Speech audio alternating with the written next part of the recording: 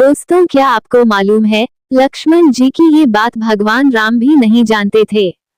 प्रभु श्री राम और माता सीता की सेवा में लक्ष्मण ने अपनी नींद का त्याग कर दिया था।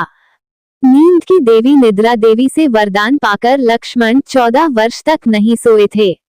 जब भगवान श्री राम वनवास के लिए गए, तब उनके साथ माता सीता और उनके भाई लक्ष्मण भी साथ थे। वनवास के दौरान लक्ष्मण ने अपने भाई श्री राम और माता सीता की 14 वर्षों तक निस्वार्थ सेवा की थी।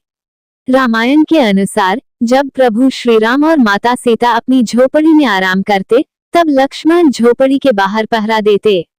लक्ष्मण ने अपनी नींद का त्याग कर दिया था और 14 वर्ष तक बिना सोए रहे। आइए जानते हैं इसके पीछे की रोचक कहानी। लक्ष्मण ने नींद की देवी से मांगा था वरदान। लक्ष्मण शेषनाग तो श्री राम विष्णु जी के अवतार थे।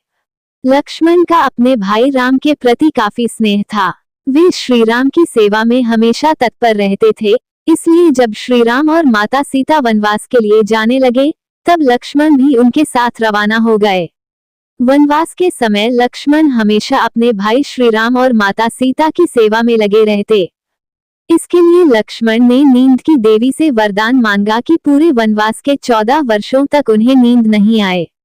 नींद की देवी ने लक्ष्मण जी के सेवा भाव से प्रसन्न होकर उन्हें वरदान दे दिया, लेकिन एक शर्त भी रखी कि लक्ष्मण के बदले उनकी पत्नी उर्मिला को 14 वर्षों तक सोना होगा।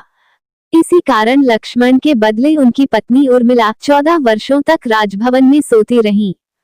मेघनाद का किया वध। रामायण के एक कांड में ये उल्लेख है कि श्री राम और रावण के भीषण युद्ध में लक्ष्मण ने रावण के पुत्र मेघनाद का वध किया था, क्योंकि रावण के पुत्र मेघनाद को वरदान प्राप्त था कि 14 वर्षों तक लगातार जागने वाला इंसान ही मेघनाद का वध कर पाएगा। इसलिए लक्ष्मण ने मेघनाद का वध किया। राज्याभिषेक में नहीं आए लक्ष्मण। रामायण में यह वर्णन मिलता है कि अयोध्या वापस आने पर श्री राम का राज्याभिषेक कर उन्हें अयोध्या का राजा बनाया गया। बड़े बड़े राजा महाराजाओं ने इसमें भाग लिया, लेकिन लक्ष्मण श्री राम के राज्याभिषेक में शामिल नहीं हुए थे, क्योंकि अयोध्या आने के बाद लक्ष्मण जी का वरदान खत्म हो गया था और वो सोने चले गए थे।